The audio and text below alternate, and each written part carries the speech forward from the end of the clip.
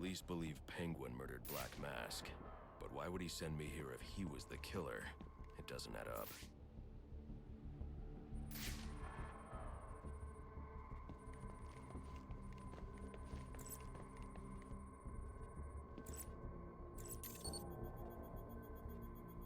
This crime took place days ago. The fire and the exposure to the elements make identifying the victims difficult. The male victim is wearing a black mask, but I can't positively identify him as Roman Sionis without a DNA analysis. Something I can't do in the field.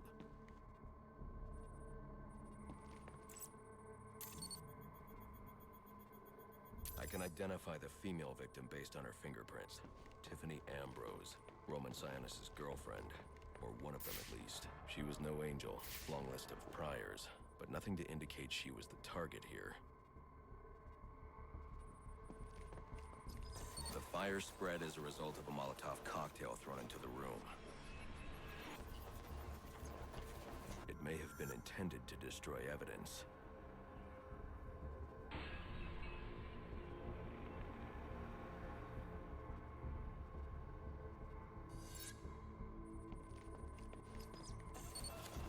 The shallow trajectory of the bullet suggests the shooter could be someone of Penguin's height. But the grooves on the floor suggest that the victim was killed by someone leaning back in a chair. This bullet was fired from a revolver. Ballistics analysis indicates a low angle of trajectory. The shooter could have been someone of Penguin's height, but the pattern in the gunpowder residue suggests the bullet was actually fired by someone lying on the ground.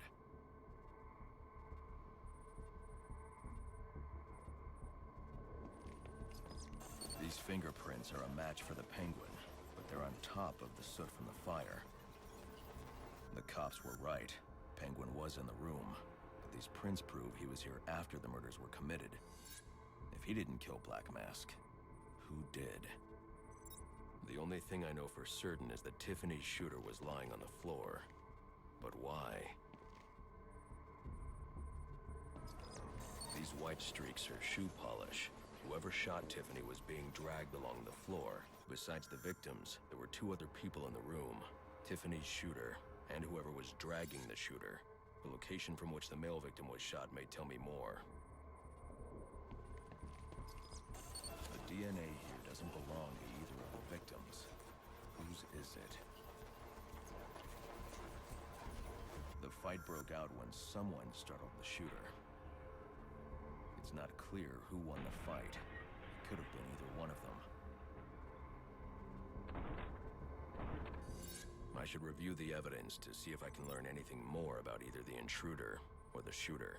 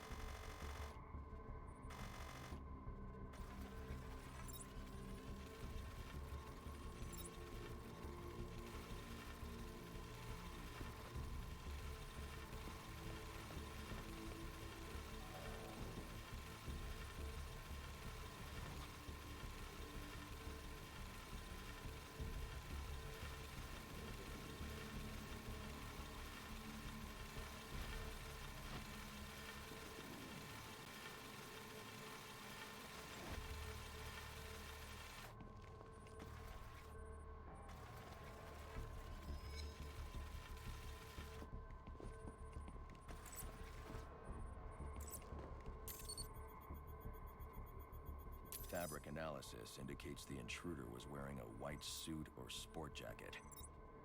This fabric swatch could help identify the intruder, but I still can't identify the male victim's shooter. There's one impact area I haven't checked for clues.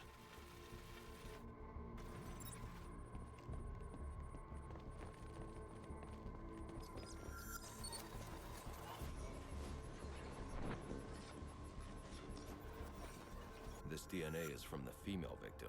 The level of oxidation suggests it's been here for several days. If I review the evidence, I may be able to find out what she was doing when she was attacked.